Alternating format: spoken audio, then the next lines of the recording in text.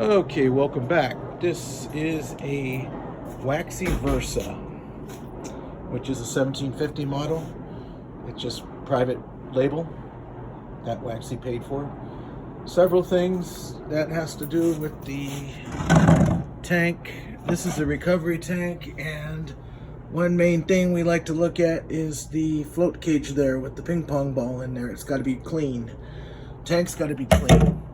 Okay. All they had was a stretchy hose. They need their 25-foot hose along with the stretchy hose, which makes it complete. This is damaged. Okay. The big problem here is what I see inside the tank. This is supposed to be where fresh water goes. Now, we just dumped it out, but there was, as you can see, that there's some remnants of some decayed solution. Now, I haven't turned on the pump motor yet. You can see it right there. So anyways, it was filled about halfway. We just sucked it out with a wet dry vac.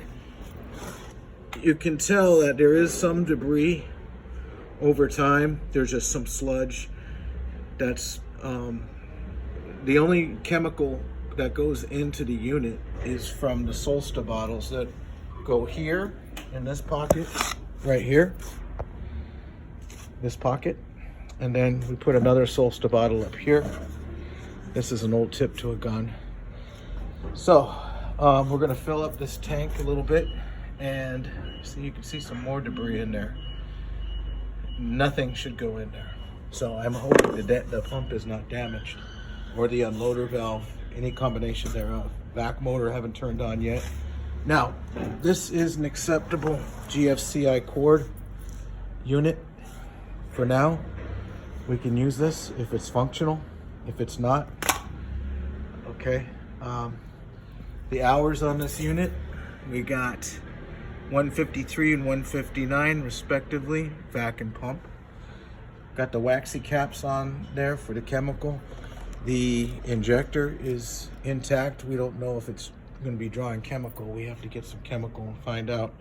Or I can test it by taking the caps off and sticking my finger on the end of there. I should feel a gentle pulling on each side, the A and B side. This one's the A, short one's the B. This is the test gun I used, and it doesn't spray well, but I can go from high to low. We did test the injector, and the chemical is actually drawing like it should. We just need the Solsta bottles, and the WAXIE caps are in good shape. So injector's working, the AB sides are both working.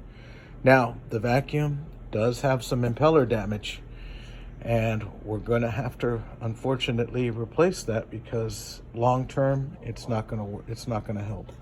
So the possibility of whatever could have been happening was foam. We got to be careful when we pick up water in the system that the foam does not go through the float cage. That's why we may have to put defoamer, but typically you don't. See, the problem is when you put the chemical in the black tank through here,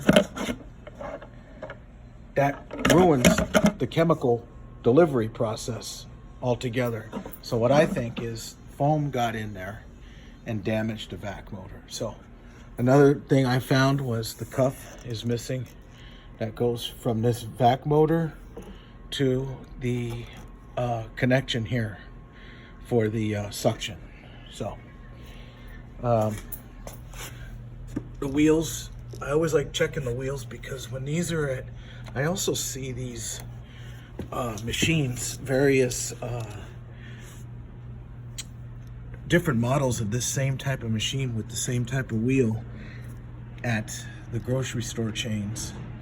And I'm going to try to check the bearing right now. It looks like that one seems to be okay.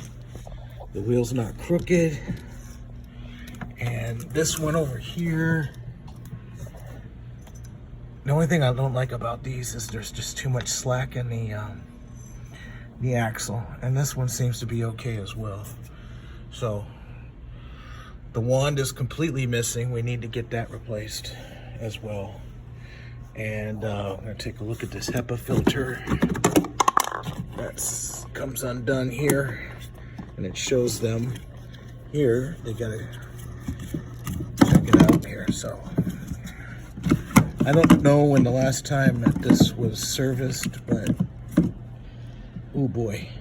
So I got to get this cap off of the filter. It's been the vac exhaust goes through here, and unfortunately it must have been wet with chemicals, so it acts like a glue, and I cannot get that off unless we do this. There. Now, see?